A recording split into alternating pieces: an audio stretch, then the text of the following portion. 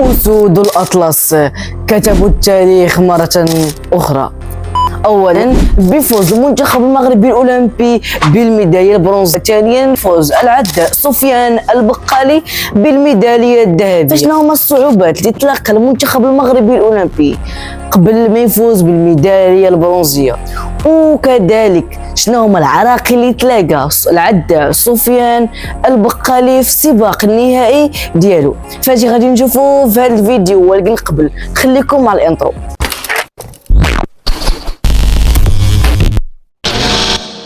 المنتخب المغربي الاولمبي في اول مباراه ليه من دور المجموعات كانت امام منتخب الارجنتين، وهذه المباراه هذه فانتهت بنتيجه ديال هدفين لهدف واحد.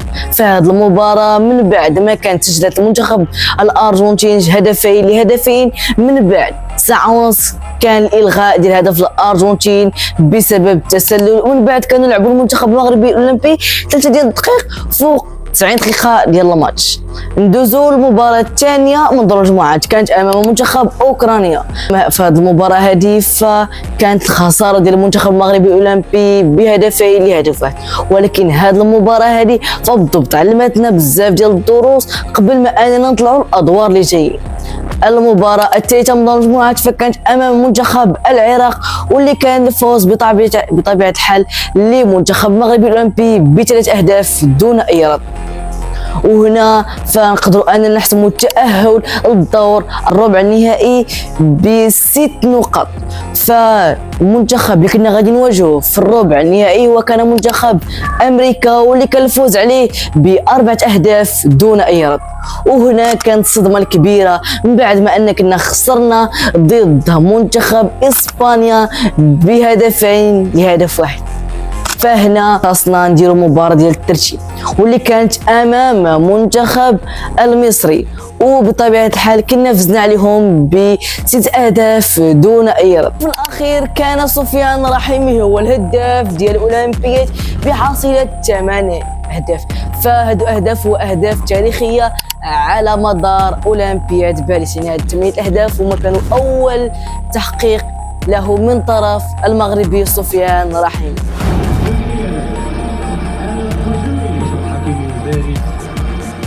أفضل ظهير أيمن في العالم.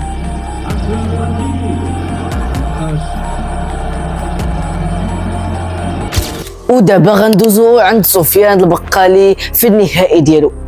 ففي هذا النهائي كان واحد النهائي اللي صعيب. ففي البدايه ديال السباق كان واحد الريتم اللي كبير ديال بصح، حيت ان سفيان البقالي نقدر نقول لكم كان في الرتبه 6 ولا 7 بسبب الاثيوبي اللي كانوا 3 الاثيوبيين كانوا قدامه، كانوا دايرين ليه الحجز، يعني كان صعيب انه يمر دوك الاثيوبي.